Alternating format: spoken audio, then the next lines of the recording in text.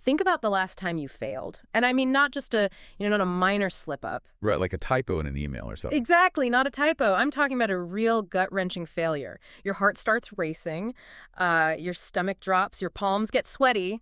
We all know that exact heavy feeling. Oh, definitely. It's universal. But, well, what if that sensation was not actually defeat?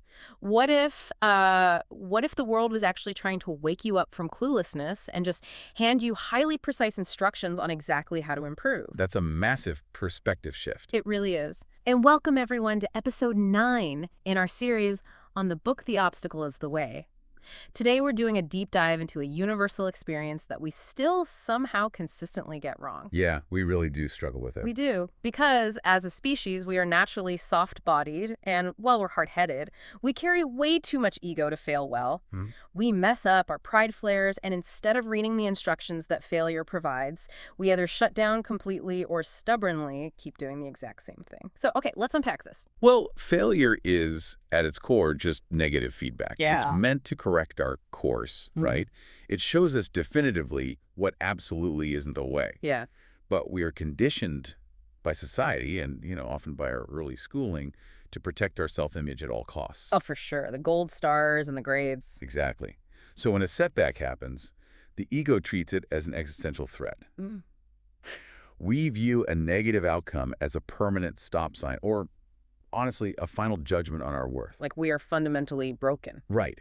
But if you strip away the emotional narrative, failure is just data. Learning from failure actually operates like an elite, highly exclusive school. An elite school. I like that. Yeah, the education is unparalleled.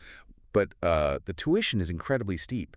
And you pay that tuition strictly in discomfort, intangible loss, and the heavy burden of having to start over from scratch. Okay, see, calling failure tuition sounds great on a bumper sticker, but But it's hard in practice. very hard. Let's get real for a second and put this into a concrete scenario for the listener. Say you just lost your business. Yeah, that is devastating. Or a major project you spent a year building, pouring your savings and your weekend hours into it, and it just collapses overnight.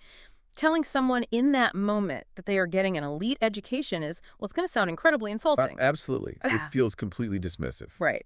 The obstacle in front of them is massive. Panic sets in. So how is a person supposed to calmly reach into their pocket and pay that painful tuition when their livelihood might be on the line and their brain is just screaming at them? That is the pivotal challenge, and it's a completely fair pushback. The panic is a physiological reality. When your livelihood is threatened, your amygdala, which is the threat detection center of your brain, it just takes over. You are thrown into an intense fight-or-flight state. Total survival mode. Exactly. And the reason you panic in those moments is almost always because you are looking at the totality of the disaster. The big picture. Right. You're staring at the massive ruined prize or the giant mountain you now have to climb all over again from base camp. To survive that panic, you have to engage the core lesson of the text. Which is? It's a concept simply called the process. The process. Okay. Yeah. To survive the terror of failure, you must actively tear your gaze away from the macro level. You have to stop focusing on the big, intimidating prize. So you just ignore the giant mountain entirely? You have to. Instead, you break the overwhelming difficulty down into tiny, manageable pieces. You focus only on doing the immediate next thing well. Just the next step. Just the next step, nothing else. Oh, wow, that completely changes the dynamic. It reminds me of this really vivid analogy straight from the book. The author compares this mindset to a master practicing an exceedingly difficult craft. Yes, the master craftsman. Right. Think of an elite woodworker or like a master neurosurgeon. You watch them work and they make the entire endeavor look completely effortless. Because they're so relaxed. Exactly. They are relaxed, their movements are fluid, and there is no visible strain, even though the task itself is highly complex. And the reason they operate with that level of grace is simply because they isolate the variables. They aren't distracted by what comes next. Right. The woodworker isn't agonizing over the final piece of furniture while making a single cut. They focus entirely on the angle of the blade in that specific second. And the surgeon isn't thinking about the patient's long-term recovery plan while making a delicate incision. Exactly. They just execute one clean movement after another. What's fascinating here is the assertion that the unordered mind is the true enemy. The unordered mind. I like that. Yeah, because an unordered mind is one that gets lost in the future. It scatters.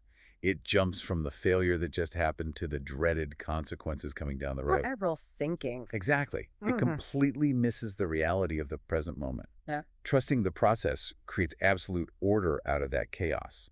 It syncs your actions to the present. So it keeps you grounded. Yes. When you isolate variables like the master craftsman, you enter a state of flow where anxiety simply cannot exist. Well, let's slow down here and actually outline a specific sequence of actions for the listener. Because, when you hit a wall, theory goes out the window. It really does. You need a practical triage method. Right. You hit a wall, you fail, the panic rises. What do you actually do when your brain short circuits? The book gives us a very clear roadmap.